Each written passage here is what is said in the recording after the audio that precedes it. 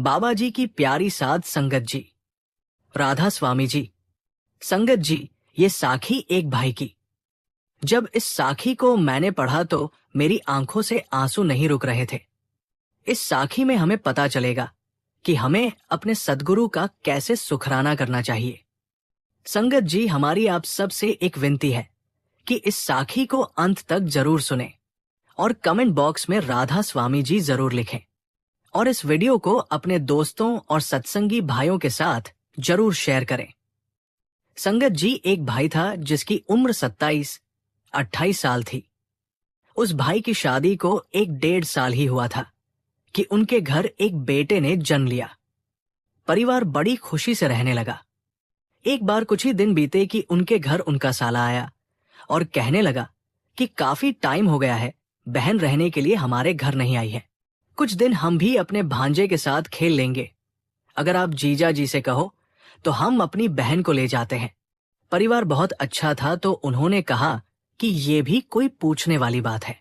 तुम्हारी बहन है, कोई बात नहीं, जितने दिन रखना है रख लो, खेल लो तुम भी भांजे से।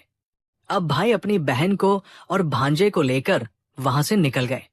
जब घर से निकले ही कुछ दूर पहुंचे ही कि बहुत बड़ा एक्सीडेंट हो गया, जिसमें भाई भी भांजा भी और उसकी वाइफ भी सभी खत्म हो गए। दोनों भाई बहन और बच्चा खत्म हो गए। अब जब परिवार वालों को पीछे पता लगा तो जो उसके हस्बैंड थे तो वो बहुत दुखी हुए कि ये क्या हो गया है। अब जब उस भाई ने ये खबर सुनी कि मेरी तो वाइफ भी खत्म हो गई है, मेरा बच्चा भी खत्म हो गया है, मेरा साला भी खत्म हो गया है, तो उस भाई की आंखों से एक भी आंसू नहीं गिरा और वो भाई डिप्रेशन में पहुंच गया। और बहुत डॉक्टर आए रुलाने की, उसको कोशिश की इंजेक्शन लगे, लेकिन वो भाई रोने का नाम ही नहीं ले रहा था। बहुत उसको रुलाने की कोशिश की, लेकिन उसके मन में ये बात घर कर गई कि ये हुआ तो हुआ कैसे। अब ऐसे ही समय बीतता गया, लेकिन वो जो भाई था दिन बदन उसकी हालत ऐसे ही बिगड़ती ही जा रही थी। अब उस भाई के 2 बड़े भाई भी थे। जब ये चीज उनको दिखी कि हमारा छोटा भाई तो अब बिल्कुल ही पागलों जैसी हरकतें करने लगा है, तो उनके मन में लालच आ गया। उस भाई की जो भाभी थी, दोनों उसके मन में भी लालच आ गया कि अब तो अच्छा हुआ है, इसका तो घर परिवार हो गया है, सारा खत्म। अब ये भी पागलों की तरह हरकतें करने लगा है, तो अब जितनी जायदाद है वो सारी हमारी ही होगी। अब बड़े भाई तो कहीं ना कहीं चाहते थे कि चलो कोई बात नहीं है, हम इलाज करा देते हैं, लेकिन उनकी जो घरवाली थी वो कहने लगी कि हमें क्या जरूरत पड़ी है इलाज कराने की, इतने तो डॉक्टर आके देख कर गए हैं। ये तो आंखों से रोता भी नहीं है, इसकी आंखों में एक आंसू भी नहीं आता है, ये बिल्कुल ठीक नहीं होगा करने दो जो ये करता है। अब वो कभी कभी तो जोर जोर से चिल्लाने लगता, अपनी वाइफ को आवाजें लगाने लगता, अपने बच्चे को आवाजें लगाने लगता, तो उनके घर परिवार वाले बड़े दुखी हो गए। ऐसे ही समय बीतता गया। अब एक दिन उन्होंने सोचा कि क्यों ना इसको घर से निकाल देते हैं, जहां मर्जी जाए। तो वो जो भाई था, दोनों भाइयों ने क्या किया, उसको धक्के मार के घर से निकाल दिया। जब घर से निकाल दिया, अब वो तो डिप्रेशन में था, पागलों जैसी हरकतें करता था, सब कुछ भूल चुका। अब वो भाई घर से निकल गया। जब घर से निकला तो दरबदर की ठोकरें खाने लगा। जब ठोकरें खाने लगा कभी कभी तो सारा दिन वो भाई भूखा ही घूमता रहता था। जब कभी उसको कहीं भूख लगती तो किसी के आगे हाथ फैलाकर मांगने लगता था कि मुझे कुछ खाने के लिए दे दो, तो वो भाई अपना पेट भर लेता था। ऐसे ही दिन बीतते गए। एक दिन वो भाई मांगते मांगते किसी सत्संगी के घर पहुंच गया। जब सत्संगी के घर पहुंचा तो वहां जाके वो भाई घर के आगे बैठ गया। सत्संगी भाई ने देखा कि ये हमारे घर के आगे आकर कौन बैठ गया है, तो सत्संगी ने पूछा, भाई तुम्हें क्या चाहिए? तो हाथ फैलाकर कहने लगा कि कुछ खाने को दे दो। तो सत्संगी भाई ने खाने को दिया। अब सत्संगी भाई उस भाई से कहने लगा कि भाई तुम कहां से आए हो? तो अब उस दिन वो भाई बड़ी तेजी से रोने लगा और रोई जा रहा था, लेकिन उसको कुछ भी याद नहीं था। तो वो भाई बस उस सत्संगी भाई से कहने लगा कि मुझे यहीं पर कुछ काम दे दीजिए, मैं तुम्हारे घर पर ही काम कर अपना खाना पीना खा लिया करूंगा।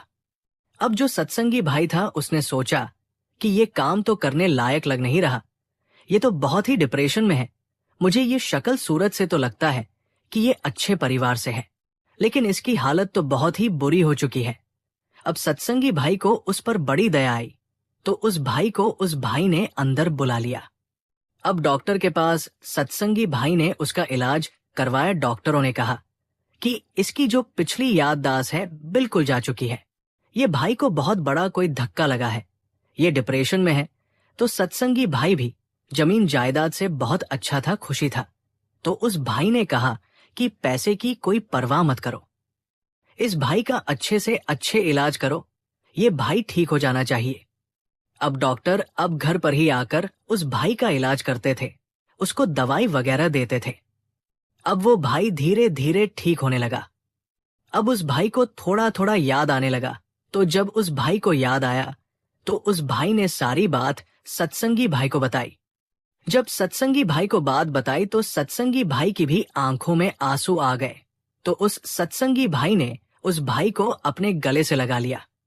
सत्संगी भाई के भी घर कोई औलाद नहीं थी, तो सत्संगी भाई ने कहा कि बेटा, आज से तू ही मेरा बेटा है, इस घर का तू ही वारिस है।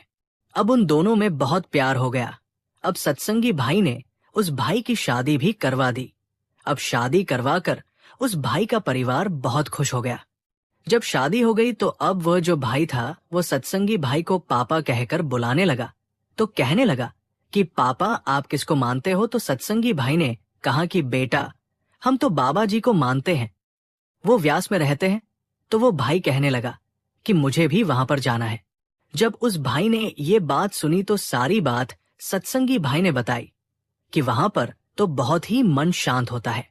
बेटा, अब सत्संगी भाई अपने बेटे को लेकर, अपनी बहू को लेकर ब्यास चले गए। वहां जाकर सत्संग सुने। काफी सत्संग सुनने के बाद उस भाई ने भी नामदान ले लिया, उसकी वाइफ ने भी नामदान ले लिया। अब वो बहुत खुशी खुशी से रहने लगे।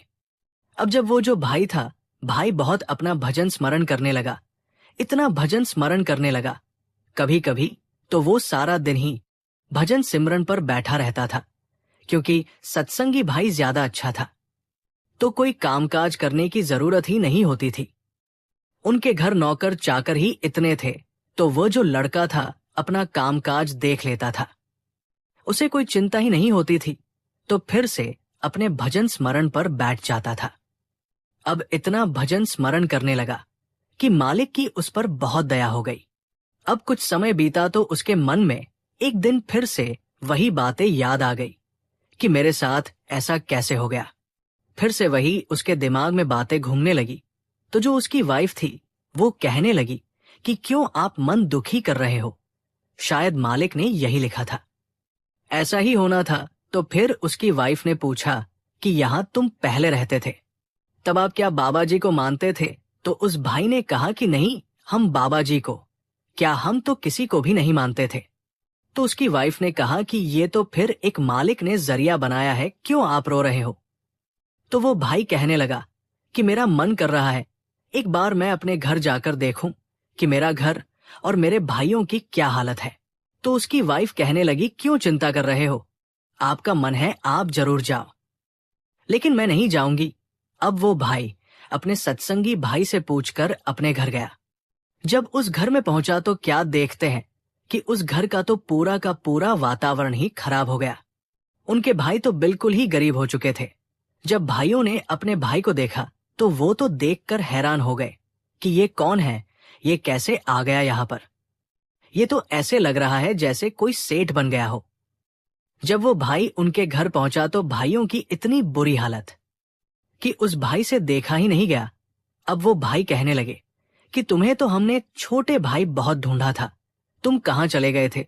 तो छोटे भाई ने आगे से कहा कि मेरे भाइयों, क्यों झूठ बोल रहे हो? आप लोगों ने तो मुझे धक्के मारकर इस घर से निकाला था, मेरा इलाज भी नहीं कराया था, और आप कह रहे हो कि हम तुम्हें ढूंढते रहे। ऐसे होते हैं क्या भाई? मेरा तो सारा कुछ ही खत्म हो गया था, आप लोगों ने भी मुझे नहीं बख्शा। अब भाई बहुत रोने लगे और कहने लगे कि भाई, तुझे तो हमने धक्के मार दिए थे, हमारे साथ भी ऐसा ही हुआ है। तेरी जायदाद भी हमें मिल गई उस जायदाद से हमने सोचा हम कुछ ना कुछ बना लेंगे, लेकिन हम नशे में ही इतने लीन हो गए कि हमारा तो पूरा घर परिवार ही बर्बाद हो गया है। जो बड़े भाई की घरवाली थी वो तो आज बेड पर है, उसका तो हमसे इलाज भी नहीं हो रहा। और जो मेरी घरवाली थी वो तो मुझे छोड़कर ही चली गई है। हमारा तो पूरा परिवार ही खत्म हो गया है। मेरे भाई, तू सुना तो कैसा है? तो वो भाई आगे से कहने लगा कि मैं तो शुक्र करता हूं उस मालिक का कि उसने ऐसा जरिया बनाया कि मैं इस घर से, मैं तो कहता हूं वो टाइम ही बहुत किस्मत वाला था जब तुमने मुझे धक्के मारकर इस घर से निकाला। भाई, आज तो मैं इतना खुश हूं क्योंकि मेरे पास तो ऐसी चीज है कि मैं किसी को बता ही नहीं सकता। अब वो भाई कहने लगे, बताओ तो सही तुम्हारे पास ऐसा क्या आ गया है? तो वो कहने लगा कि मेरा गुरु ही मेरा सारा कुछ है, और अगर आज शायद मेरा गुरु मेरे साथ नहीं होता ना, तो शायद मैं तुम्हारे सामने आज खड़ा ही नहीं होता। पर आज तुम लोगों को देखकर मुझे बहुत दुख हो रहा है। भाई, मैं तो तब भी तुमसे बहुत प्रेम करता था, आज भी तुमसे उतना ही प्रेम करता हूं। लेकिन अगर तुम भी अच्छे बनना चाहते हो तो अभी भी तुम्हारे पास वक्त है। नशे छोड़ दो और जिस राह पर मैं चल रहा हूं उस राह पर चलो। लेकिन भाई, आपने तो मेरा साथ छोड़ दिया था। एक ऐसा इंसान मुझे मिला जिसने मेरी तकदीर ही बदल दी, मेरा सारा कुछ ही बदल दिया। अगर तुम भी बदलना चाहते हो तो तुम भी बदल जाओ, वहां व्यास पहुंच जाओ, वहां जाकर गुरु के हो जाओ। क्या पता मालिक तुम्हारी भी बेड़ा पार कर दे। तो वो भाई रोने लगे और कहने लगे कि हमें माफ कर दो, हमें माफ कर दो। तो वो भाई, छोटा भाई, कहने लगा, मैं माफ करने वाला कौन होता हूं? माफ तो सद्गुरु ही करते हैं, मैं कुछ भी नहीं होता हूं। ये कहकर छोटा भाई वहां से चला जाता है।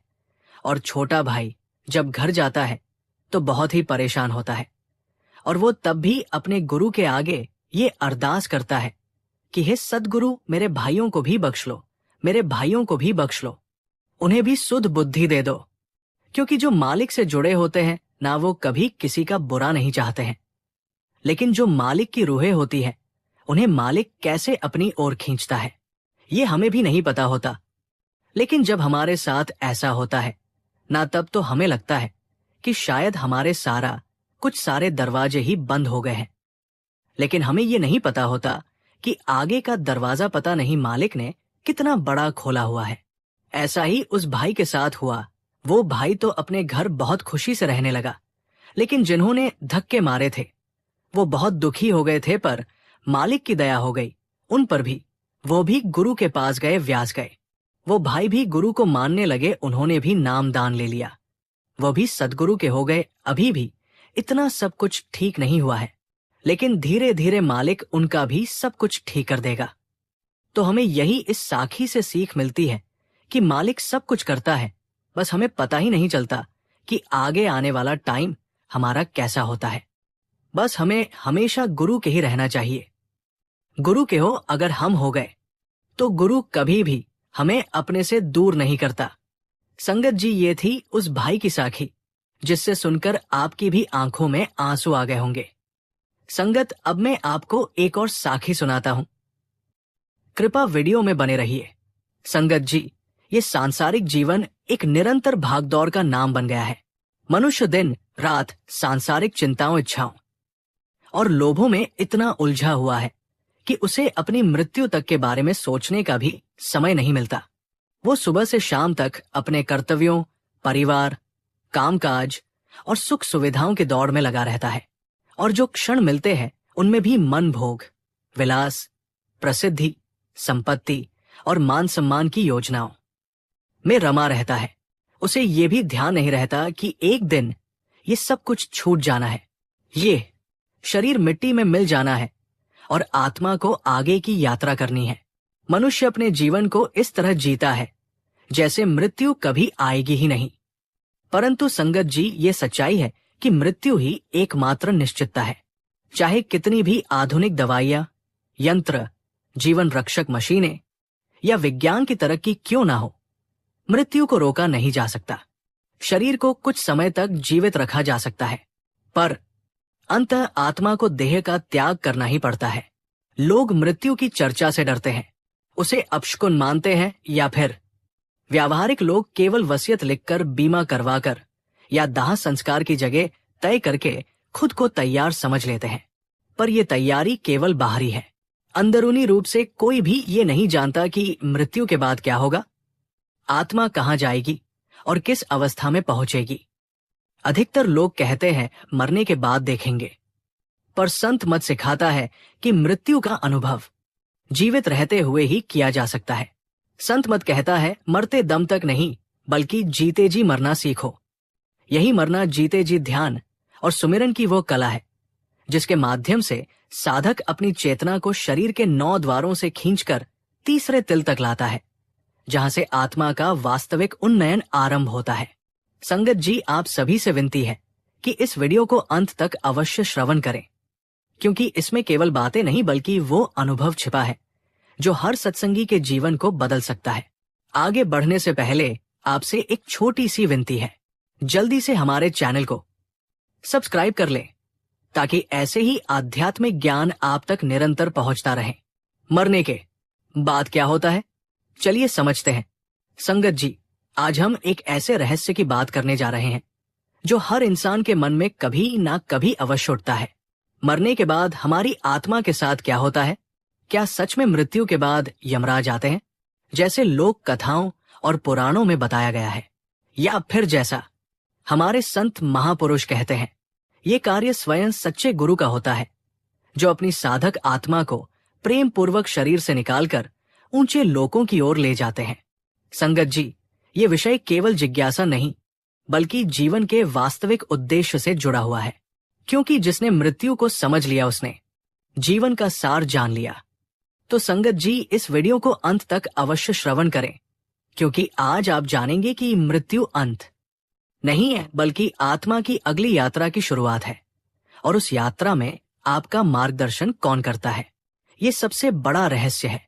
संगत जी, संत महापुरुषों के अनुसार मनुष्य के कर्म इतने गहरे और प्रभावशाली होते हैं कि उन्हीं के संचित परिणामों के आधार पर हमारे जीवन की दिशा, मृत्यु का समय और उसका स्वरूप तय होता है। हर कर्म, हर विचार, हर भाव एक ऊर्जा के रूप में ब्रह्मांड में अंकित हो जाता है, और वही ऊर्जा भविष्य के अनुभवों का कारण बनती है। संत महापुरुषों ने इस कर्म नियम और मृत्यु के रहस्य को अत्यंत गहराई से समझाया है। वे कहते हैं कि संसार का ये अटल सत्य है कि हर जीव, चाहे मनुष्य हो या पशु, अमीर हो या गरीब, स्वस्थ हो या रोगी, मृत्यु के द्वार से अवश्य गुजरता है। जिस आत्मा ने शरीर धारण किया है उसे एक दिन उसे छोड़ना ही पड़ता है। ये सभी जानते हैं कि मृत्यु निश्चित है, पर ये नहीं जानते कि कब आएगी, कहाँ आएगी और किस रूप में आएगी। ये अनिश्चितता ही जीवन को रहस्यमय बनाती है और साधक को सजग रहने की प्रेरणा देती है। जब मृत्यु का क्षण आता है तो आत्मा की चेतना धीरे धीरे शरीर से खींचनी शुरू होती है। ये प्रक्रिया पैरों के तलवों से प्रारंभ होकर ऊपर की ओर बढ़ती है। पहले पैर शून्य होते हैं, फिर शरीर के अंगों में संवेदना समाप्त हो जाती है। धीरे धीरे चेतना सिर के शीर्ष पर पहुंचती है, जहां तीसरा तिल स्थित है। जैसे ही आत्मा की पूरी शक्ति उस केंद्र पर एकत्रित हो जाती है, सांस रुक जाती है, हृदय का स्पंदन थम जाता है और शरीर निर्जीव हो जाता है। उसी क्षण आत्मा शरीर का परित्याग कर अपनी अगली यात्रा पर निकल जाती है। यही वह पल है जब मनुष्य उस जगत में प्रवेश करता है जहां उसके कर्मों का हिसाब तय होता है। संगत जी, राधा स्वामी मत के अनुसार हमारे शरीर का स्वरूप नश्वर है। ये केवल जन्म और मृत्यु के चक्र का एक माध्यम है, जबकि आत्मा अमर है और अनंत है। जब इस शरीर का समय पूर्ण होता है तो आत्मा इसे त्याग कर अपनी अगली यात्रा पर निकल जाती है। परंतु आत्मा अकेली नहीं जाती, उसके साथ वही दिव्य शक्ति होती है जिससे उसका आध्यात्मिक संबंध जुड़ा होता है। यही शक्ति उसे सुरक्षा, मार्गदर्शन और उसके कर्मों के अनुरूप सही दिशा देती है। यदि आत्मा ने जीवन भर नाम लिया, भजन सुमिरन किया और गुरु की शरण में रही तो उसके लिए कोई भय नहीं है। ऐसी आत्मा को लेने के लिए यमराज या अन्य कोई शक्ति नहीं आती, बल्कि स्वयं सद्गुरु अपने रूप या अपनी दिव्य शक्ति में प्रकट होकर प्रेम और करुणा के साथ उसे शरीर से निकालते हैं और सच्चे घर सचखंड की ओर ले जाते हैं। बाबा जी अक्सर कहते हैं, अगर तुमने नाम का सुमिरन किया है, यदि तुम्हारा ध्यान प्रेम और गुरु के प्रति श्रद्धा से जुड़ा रहा है, तो तुम्हें मृत्यु के क्षण में किसी चिंता की आवश्यकता नहीं है। मैं उस समय तुम्हारे साथ रहूंगा। ये कोई कल्पना नहीं बल्कि संत मत का अनुभव और जीवन का वास्तविक सत्य है। संगत जी, यही वो महान रहस्य है। सच्चा गुरु अपने शिष्य को कभी अकेला नहीं छोड़ता। मृत्यु का क्षण भय का नहीं बल्कि मुक्ति और प्रेम का क्षण बन जाता है। गुरु की कृपा से आत्मा काल के बंधनों से मुक्त होती है और अपनी वास्तविक दिव्य स्थिति सचखंड में प्रवेश करती है। ये अनुभूति जीवन के सबसे गहन और सुखद अनुभवों में से एक है। पर जो आत्मा संसार में ही उलझी रह गई है, जिसने नाम नहीं लिया है, सुमिरन नहीं किया है, जिसका मन केवल दुनियावी माया में डूबा रहा है, उसकी आत्मा को यमराज या काल की शक्तियां अपने क्षेत्र में ले जाती है। वो आत्मा अपने कर्मों के अनुसार पुनः जन्म लेती है। मृत्यु के बाद आत्मा का भविष्य पूर्णतः उसके कर्मों पर निर्भर करता है। यदि किसी ने जीवन में पाप, हिंसा, स्वार्थ, लोभ और दूसरों को दुख देने वाले कर्म किए हैं, तो उसे पुनः इस धरती पर लौटना पड़ता है। और इस बार परिस्थितियां पहले से अधिक कठिन होती है। उसे वे सारे बोझ और परिणाम भोगने पड़ते हैं जो उसने स्वयं उत्पन्न किए थे। और यदि किसी ने सत्कर्म, दया, सेवा, सच्चाई और प्रेम का जीवन जिया है, तो भी उसे लौटना पड़ सकता है। परंतु उस स्थिति में वह अपने पुण्य कर्मों का फल भोगने आता है। कभी कभी आत्मा ऊंचे लोकों में भी जाती है, जहां वह अपने अच्छे कर्मों के अनुरूप समय बिताती है। और जब उन कर्मों का प्रभाव समाप्त हो जाता है, तब उसे पुनः इस भौतिक जगत में लौटकर नए कर्मों की श्रृंखला आरंभ करनी पड़ती है। संगत जी एक कहानी के उदाहरण से समझते हैं। सच्चे नामाभ्यासी की मौत भी मुस्कुराती है। संगत जी, आओ आज एक छोटी सी कहानी के जरिए समझते हैं कि सच्चे नामाभ्यासी की मौत कैसी होती है। डर से नहीं बल्कि प्रेम और प्रकाश से भरी हुई। बहुत समय पहले एक गांव में एक भक्त रहता था। नाम था सुमेरदास। उसके पास ना कोई बड़ा धन था, ना कोई बड़ा घर, लेकिन उसके पास जो था वो अनमोल था, सद्गुरु का नाम और श्रद्धा।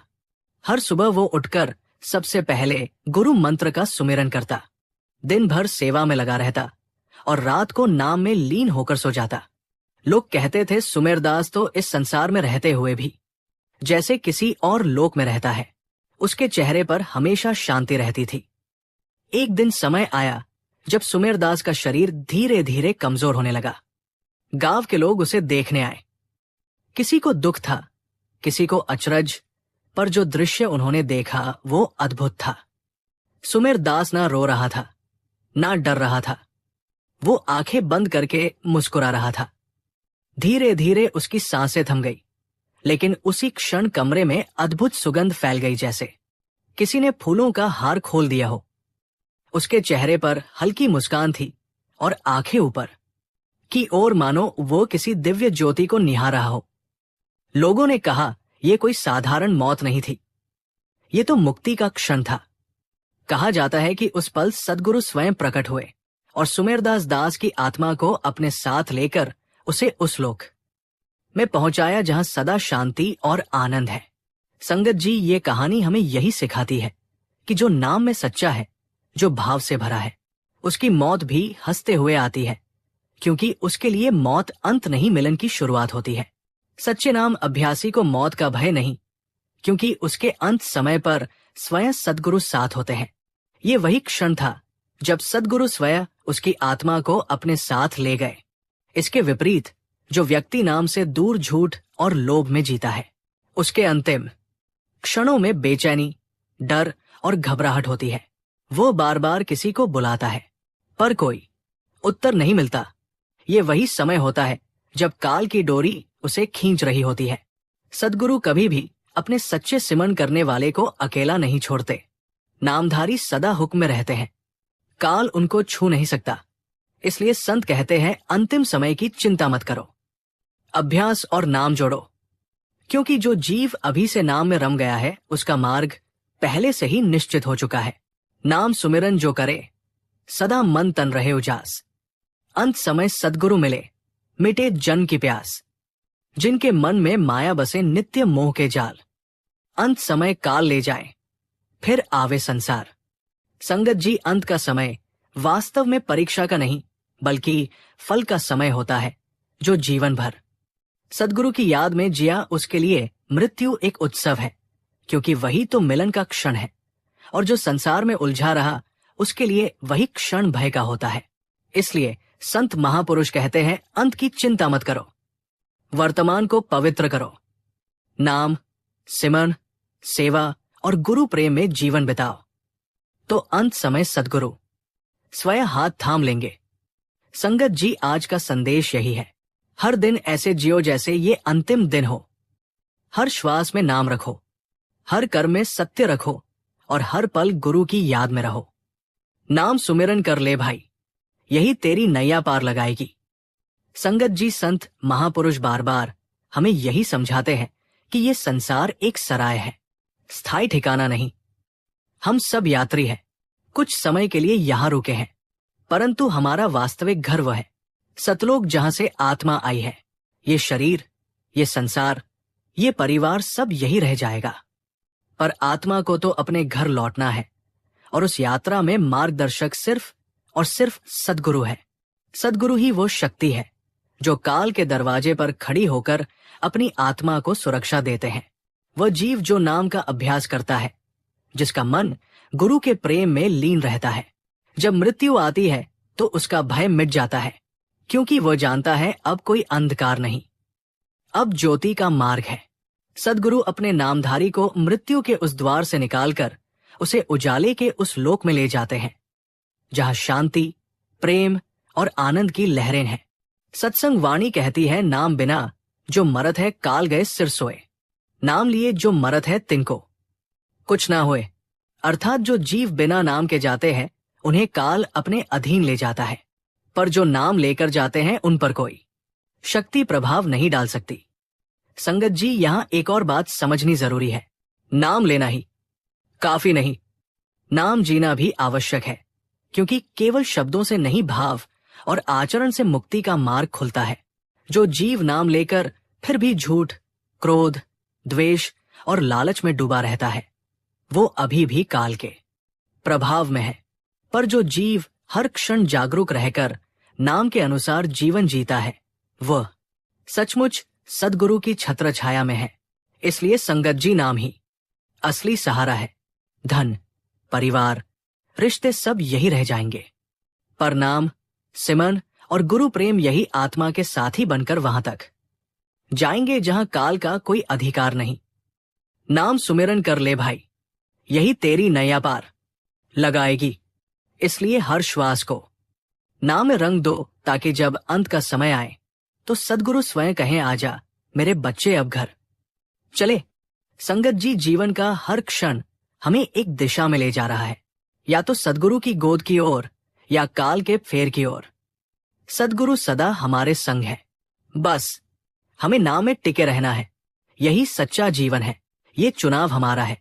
क्या हम नाम में टिके रहते हैं या माया में भटकते हैं? जो जीव सच्चे भाव से सतगुरु से प्रेम करता है, नाम स्थिर रहता है और सेवा सुमिरन में जीवन बिताता है, उसके लिए मृत्यु कोई अंत नहीं, बल्कि सतगुरु से मिलन का उत्सव बन जाती है। और जो संसार में ही उलझा रहा उसके लिए मृत्यु वही भय का दरवाजा बन जाती है, जहां काल अपनी डोरी से आत्मा को बांध लेता है।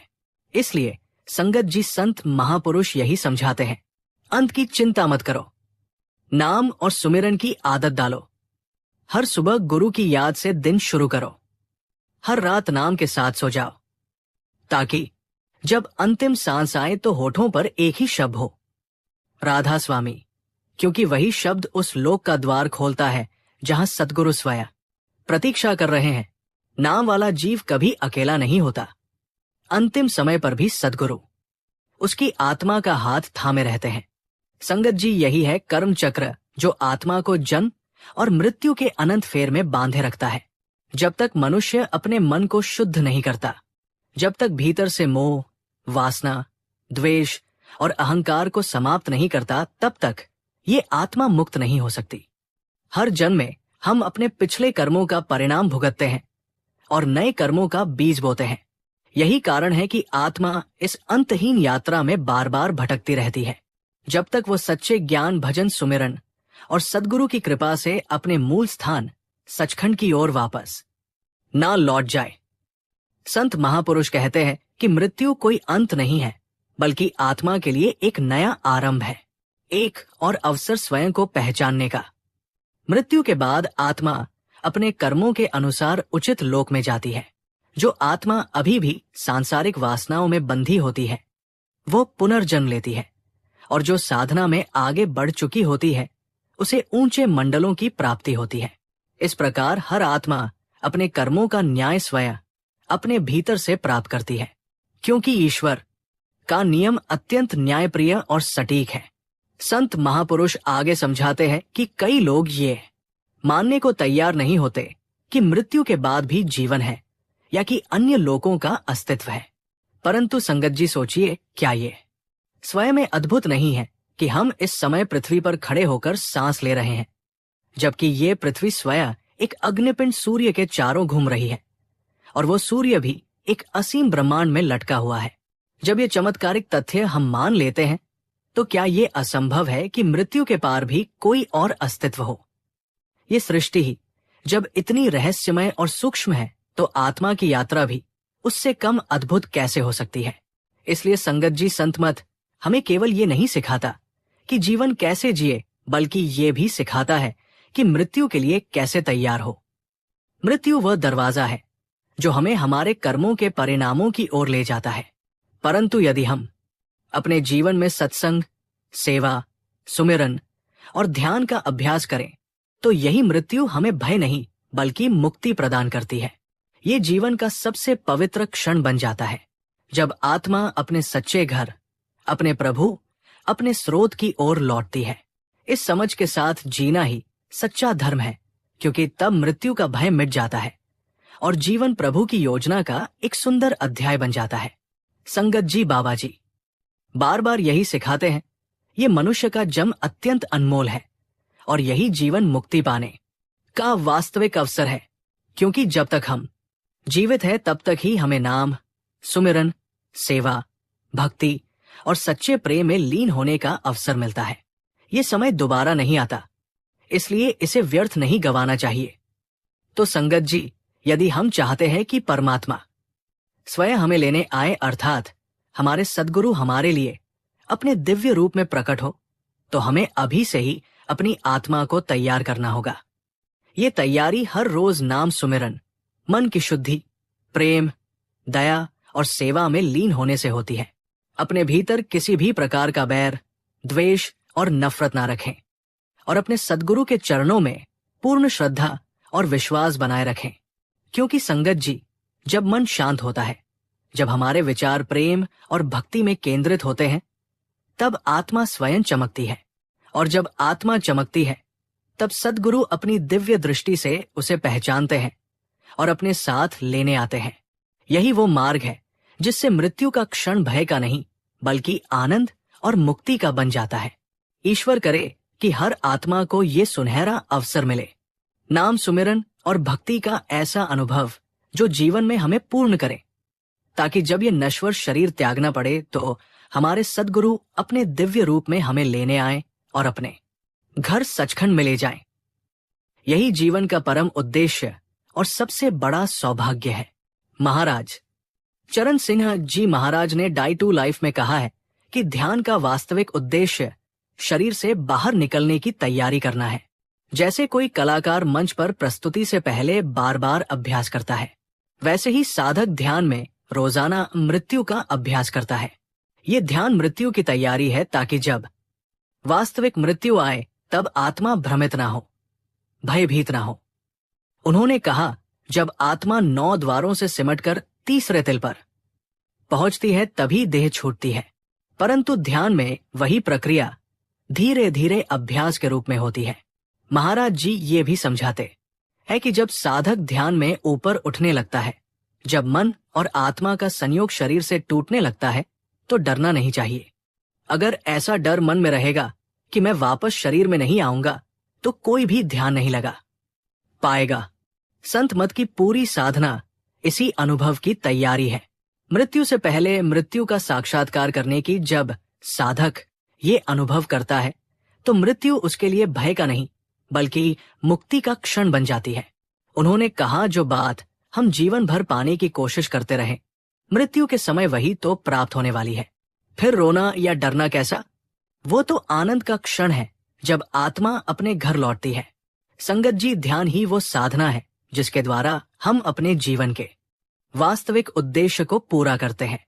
यही सच्ची उपासना है जो प्रभु को प्रिय है। ध्यान से ही हम उसकी कृपा के पात्र बनते हैं, उसकी प्रेम धारा को अनुभव करते हैं और उसी के सहारे अपने आत्मिक घर सतलोक सचखंड की ओर प्रस्थान करते हैं। ध्यान ही वो सेतु है जो आत्मा को सृजनहार से जोड़ देता है। ध्यान में बैठकर हम धीरे धीरे भीतर की ओर मुड़ते हैं और जब भीतर की यात्रा शुरू होती है तो वही मृत्यु का सच्चा रहस्य खुलता है।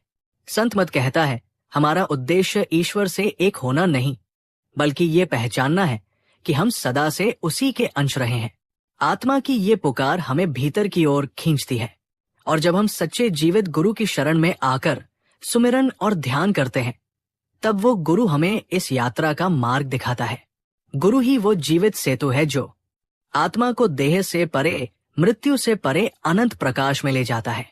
इसलिए संगत जी, ध्यान कोई मातृ क्रिया नहीं बल्कि ये परम यात्रा की तैयारी है, उस क्षण की जब आत्मा शरीर का त्याग करके अपने सच्चे घर लौटेगी। जब हम ध्यान के माध्यम से रोजाना मरने का अभ्यास करते हैं तब मृत्यु हमारे लिए भय नहीं रह जाती बल्कि आनंद का उत्सव बन जाती है। मृत्यु के बाद हमें क्या मिलेगा, ये जानने के लिए हमें मृत्यु का अनुभव जीवन में ही करना होगा और यही संत मत की साधना का सार है। जब ध्यान में आत्मा ऊपर उठती है और प्रभु के प्रेम से मिलती है तब वही क्षण जीवन का सच्चा उद्देश्य सिद्ध करता है, आत्मा का मिलन परमात्मा से। यही है जीते जी मरना और यही है वो दिव्य रहस्य जिसे समझकर मृत्यु भी अमृत बन जाती है। संगत जी, संत महापुरुष कहते हैं कि सूरत शब्द योग के अतिरिक्त ऐसा कोई और साधन नहीं है जो मन और आत्मा को सहजता से भीतर उठाकर सत्य खंड तक पहुंचा सके। ये साधना पुरुष या स्त्री दोनों के लिए समान रूप से संभव है, चाहे वे गृहस्थ जीवन में ही क्यों ना हो। जो व्यक्ति इसका अभ्यास करता है वो इसका फल इसी जीवन में अनुभव कर सकता है।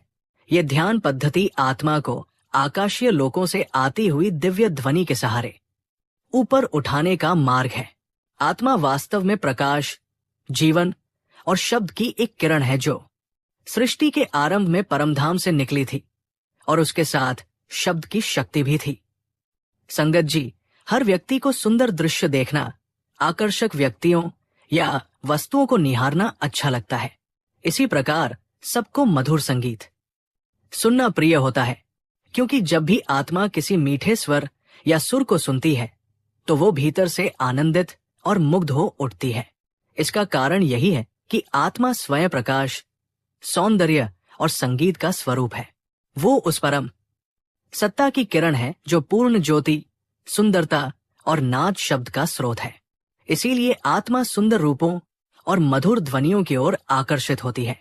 परंतु संसार के ये रूप और ये संगीत उन ऊंचे लोकों की सुंदरता और नाद के सामने कुछ भी नहीं है।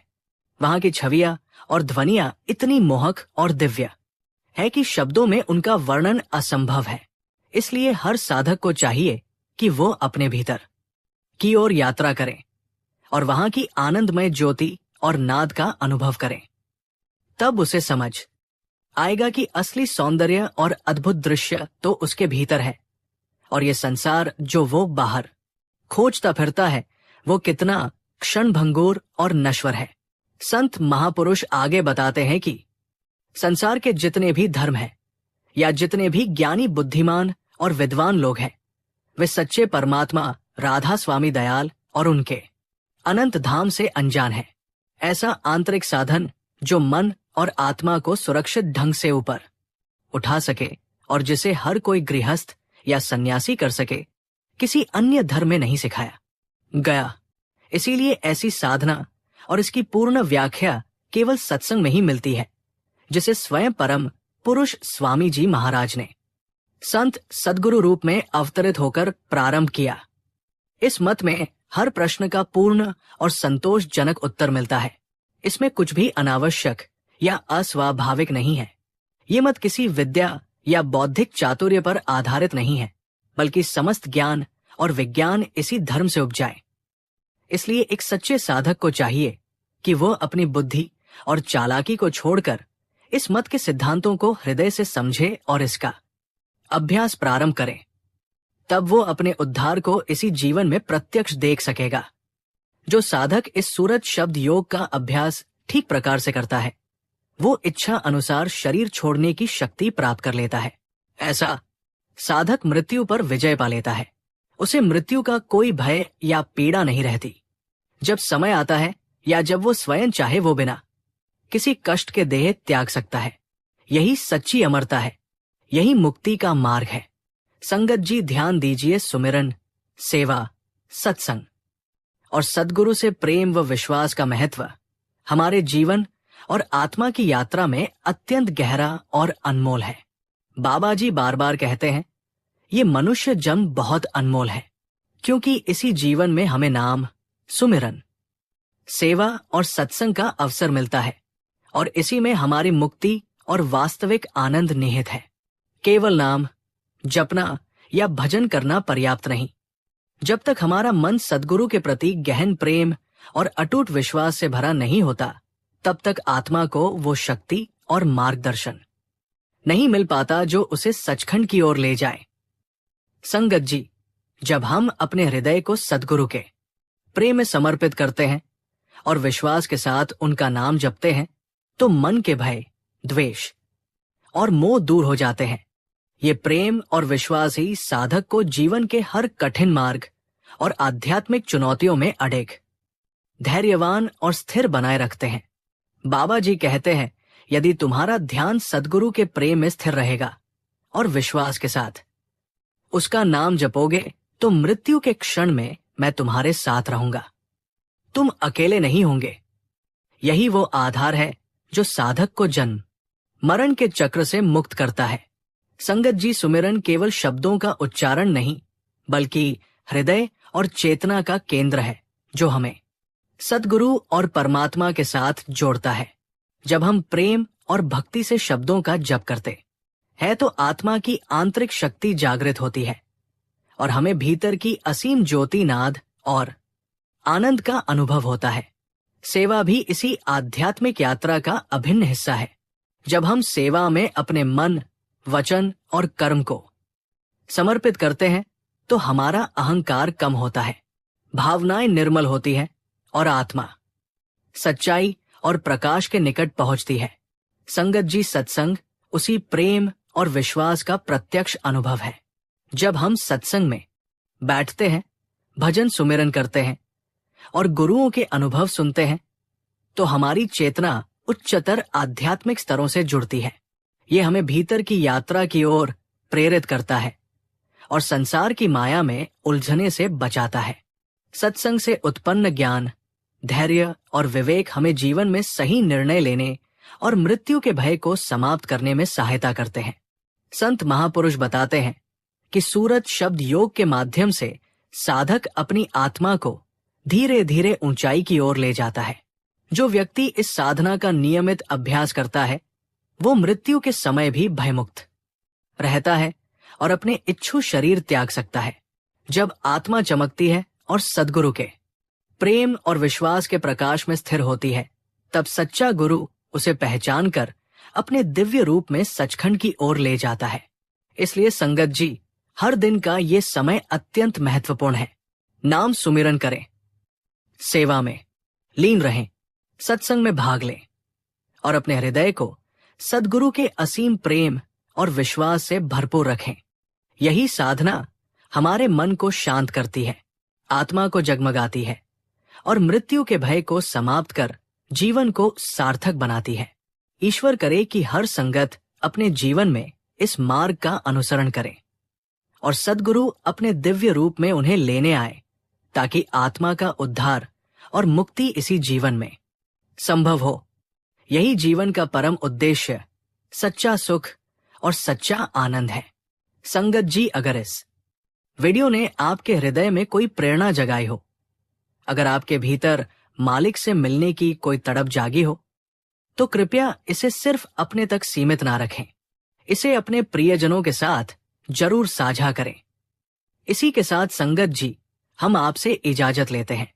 कल फिर मिलते हैं नए सवाल, जवाब और साखी के साथ। अगर ये वीडियो आपके दिल को छू गई हो तो इसे लाइक करें। आप जी से विनती है, कमेंट में राधा स्वामी और अपने शहर का नाम जरूर लिखें। राधा स्वामी जी।